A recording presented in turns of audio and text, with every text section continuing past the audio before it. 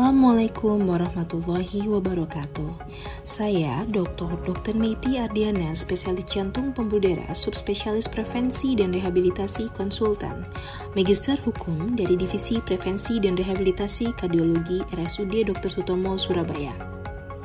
Pada kesempatan kali ini, saya akan membahas mengenai prinsip dasar CPET atau Cardiopulmonary Exercise Testing. Sistem respirasi merupakan pertahanan fungsi seluler yang melalui penyediaan oksigen untuk metabolisme aerobik dan eliminasi karbon dioksida sebagai produk metabolisme yang bersifat asam. Homeostasis gas pernafasan dicapai melalui integrasi ventilasi paru, difusi alveolo-kapiler, perfusi kapiler paru, dan transport oksigen dalam sirkulasi sistemik. CPET merupakan metode evaluasi fungsional dinamis yang dapat menilai respons secara terintegrasi sistem respirasi, sistem kardiovaskuler, dan sistem metabolik selama latihan bertahap. Pemahaman tentang fisiologi respirasi menjadi landasan utama dalam interpretasi CPET dan penilaian terhadap keterbatasan toleransi latihan. Berikut adalah beberapa aspek serta kondisi istirahat serta kondisi aktivitas yang terkait dengan fisiologi ventilasi paru. Ventilasi merupakan proses mekanis yang memungkinkan pertukaran udara antara lingkungan eksternal dengan alveolus paru. Mekanisme ini mengikuti hukum Boyle, di mana perubahan volume rongga toraks menghasilkan perubahan tekanan intraalveolar yang menggerakkan aliran udara masuk dan keluar paru. Sistem inspirasi. Pada sistem inspirasi, pada kondisi istirahat merupakan proses yang aktif yang dikendalikan terutama oleh kontraksi diafragma. Kontraksi diafragma dapat meningkatkan volume rongga toraks secara vertikal, sementara kontraksi otot interkostal eksternal memperbesar diameter anteroposterior dan lateral toraks. Kombinasi dari kedua mekanisme ini dapat menurunkan tekanan intraalveolar sekitar 1 hingga 3 cm H2O sehingga udara mengalir menuju ke paru. Selama latihan fisik, kebutuhan ventilasi dapat meningkat hingga 15 hingga 20 kali lipat dibandingkan saat kondisi istirahat.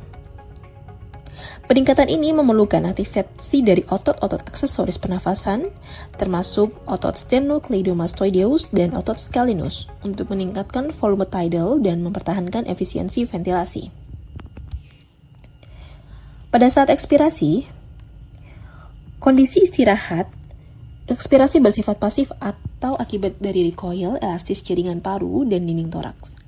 Namun, selama latihan intensitas tinggi, ekspirasi menjadi aktif melalui kontraksi otot interkostal internal dan otot abdominal, yakni obliquus internus, obliquus externus, dan otot transversus abdominis. Mekanisme ini berperan penting dalam mempercepat eliminasi karbon dioksida yang meningkat tajam akibat dari metabolisme. Kemudian mekanisme pertukaran gas. Jadi pada mekanisme ini, pertukaran gas di paru terjadi pada membran alveolo-kapiler dan mengikuti hukum Fick, yang menyatakan bahwa laju difusi gas ditentukan oleh gradien tekanan parsial, koefisiensi dari difusi gas, luas permukaan difusi serta ketebalan membran.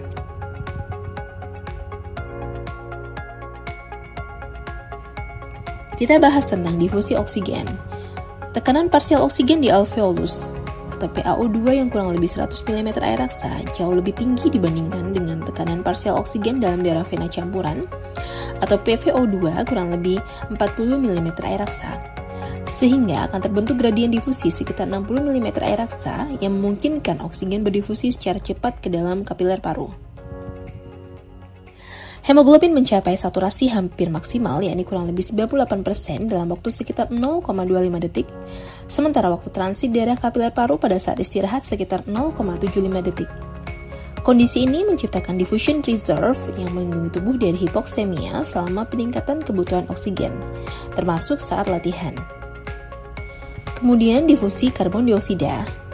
Karbon dioksida yang memiliki koefisien difusi sekitar 20 kali lebih besar dibandingkan dengan oksigen, sehingga dapat berdifusi secara efektif meskipun gradien tekanan parsialnya relatif kecil, yakni kurang lebih 46 mm air raksa di vena menjadi kurang lebih 40 mm air raksa di alveolus. Pada kondisi patologi seperti penyakit paru interstisial atau saat latihan intensitas sangat tinggi, peningkatan ketebalan membran alveolo-kapiler dan pemendekan waktu transit darah dapat membatasi difusi oksigen dan menyebabkan desaturasi. Lalu transportasi oksigen dan karbon dioksida. Transportasi oksigen dan karbon dioksida menentukan kemampuan tubuh untuk mempertahankan metabolisme aerobik, menjaga keseimbangan asam basa, serta mendukung fungsi seluler pada seluruh jaringan. Keberhasilan transportasi gas pernafasan bergantung pada interaksi interintegrasi antara ventilasi paru, difusi alveolar, perfusi kapiler paru, fungsi hemoglobin, aliran darah sistemik, serta proses biokimia dalam eritrosit. Mekanisme ini menjadi dasar penilaian berbagai kondisi klinis yang termasuk hipoksemia, gangguan difusi, anemia, gagal jantung, penyakit paru restriktif maupun obstruktif, serta interpretasi CPET. Transportasi oksigen dalam darah melibatkan dua komponen utama, yakni oksigen yang terlarut dalam plasma dan oksigen yang terikat pada hemoglobin. Meskipun oksigen terlarut hanya mencakup sekitar 2% dari total kandungan oksigen darah, komponen ini memiliki peran fisiologis yang sangat penting karena menentukan tekanan parsial oksigen arteri yang merupakan pendorong utama difusi oksigen dari alveolus ke kapiler paru dan dari kapiler ke jaringan perifer. Jumlah oksigen terlarut mengikuti hukum Henry, di mana konsentrasi gas terlarut berbanding lurus dengan tekanan parsial gas tersebut, dengan nilai sekitar 0,3 ml oksigen per 100 ml darah pada kondisi normoksia. Sebagian besar oksigen diangkut dalam bentuk terikat pada hemoglobin. Setiap molekul hemoglobin mampu mengikat hingga 4 molekul oksigen, sehingga kandungan oksigen darah terutama ditentukan oleh konsentrasi hemoglobin, oleh afinitas hemoglobin terhadap oksigen, dan saturasi oksigen arteri atau SaO2. Hubungan ventilasi dan perfusi. Efisiensi pertukaran gas paru sangat bergantung pada kesesuaian antara ventilasi atau aliran udara ke alveolus dan perfusi atau aliran darah ke kapiler paru. Rasio antara ventilasi dan perfusi atau VQ yang optimal memastikan oksigenasi darah arteri yang adekuat serta eliminasi karbon dioksida secara efektif. Ventilasi paru yang berlangsung secara sekuensial melalui fase inspirasi dan fase ekspirasi, sedangkan perfusi paru bersifat searah dan kontinu, di mana darah vena dari ventrikel kanan dialirkan ke kapiler paru untuk reoksigenasi. Fungsi dari pompa jantung berperan sentral dalam menjaga kecukupan perfusi dengan memastikan distribusi aliran darah yang merata ke unit alveolo-kapiler. Interaksi antara ventilasi yang bersifat siklik dan perfusi yang bersifat kontinu yang ditunjang oleh fungsi jantung yang adekuat merupakan prasyarat utama terjadinya pertukaran gas yang efisien.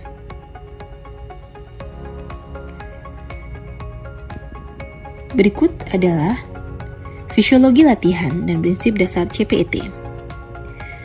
Jadi selama latihan fisik, peningkatan kebutuhan oksigen jaringan dipenuhi melalui respon terintegrasi sistem kardiovaskular, sistem respirasi, muskuloskeletal, dan metabolik. Sistem kardiovaskuler meningkatkan pengantaran oksigen ke otot aktif terutama melalui peningkatan curah jantung yang dicapai dengan kenaikan denyut jantung dan volume sekuncup.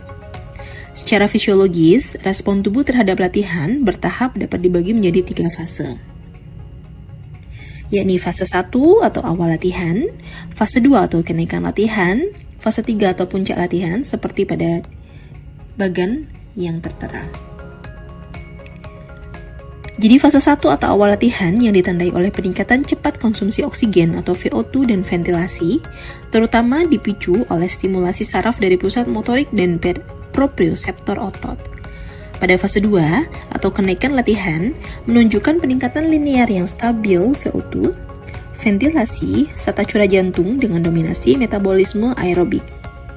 Pada fase 3 atau pada puncak latihan yang ditandai oleh peningkatan ventilasi yang bersifat non-linear yang berkontribusi metabolisme anaerobik yang semakin besar dan tercapainya konsumsi oksigen puncak atau VO2 peak. CPET merupakan metode diagnostik non-invasif yang menilai respon terintegrasi sistem respirasi, sistem kardiovaskular, dan metabolik selama latihan fisik yang bertahap. Sehingga pemeriksaan ini digunakan untuk menilai kapasitas fungsional secara objektif, mengidentifikasi mekanisme intoleransi latihan, serta memberikan informasi prognosis pada berbagai kondisi klinis.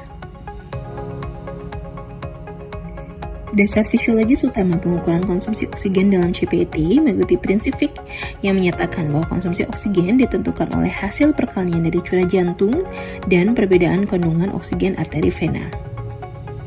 Melalui pengukuran pertukaran gas secara breath by breath, CPET menilai secara tidak langsung efektivitas sistem pengiriman oksigen atau curah jantung, serta kemampuan jaringan perifer dalam mengekstraksi dan memanfaatkan oksigen. VO2 peak merupakan indikator gold standar kebugaran kardiorespirasi, di mana nilai yang terendah berkorelasi kuat dengan prognosis buruk pada berbagai penyakit kronis serta peningkatan risiko perioperatif. Ambang anaerobik atau AT per VT1 mencerminkan kapasitas aerobik fungsional dan menjadi dasar utama preskripsi latihan intensitas sedang. AT tidak merepresentasikan peralihan total ke metabolisme anaerobik, melainkan titik meningkatnya kontribusi glikolisis anaerobik serta pada saat produksi laktat mulai melampaui kapasitas clearance-nya, sehingga lebih tepat dipahami sebagai laktat turn point atau ventilatory threshold 1 atau VT1. Berikut adalah gambaran dari penilaian ambang ventilatori pertama atau VT1 per AT dan ambang ventilatori kedua atau VT2 per RCP selama latihan bertahap.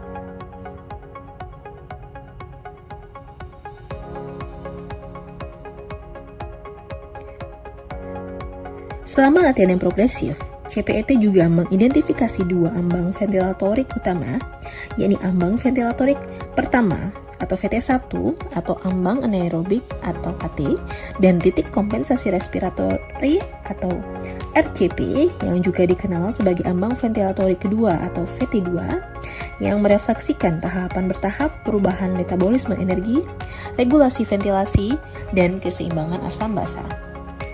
AT per VT1 menandai awal stres metabolik yang masih dapat dikompensasi, sedangkan RCP banding VT2 menandai kegagalan kompensasi bikarbonat terhadap asidosis metabolik yang ditandai oleh peningkatan tajam ventilasi dan penurunan tekanan parsial karbon dioksida akhir ekspirasi atau end tidal carbon dioxide pressure (PCO2). Intensitas latihan pada tingkat RCP hanya dapat dipertahankan dalam durasi singkat dan merepresentasikan batas toleransi fisiologi individu. Berikut adalah perbedaan tabel ambang anaerobik dan respiratory compensation point. Jadi yang dinilai dari beberapa macam aspek, dinilai nanti dilihat dari AT per VT1-nya dan juga RCP per VT2-nya. Semoga materi yang kami sampaikan dapat bermanfaat. Sekian dan terima kasih. Wassalamualaikum warahmatullahi wabarakatuh.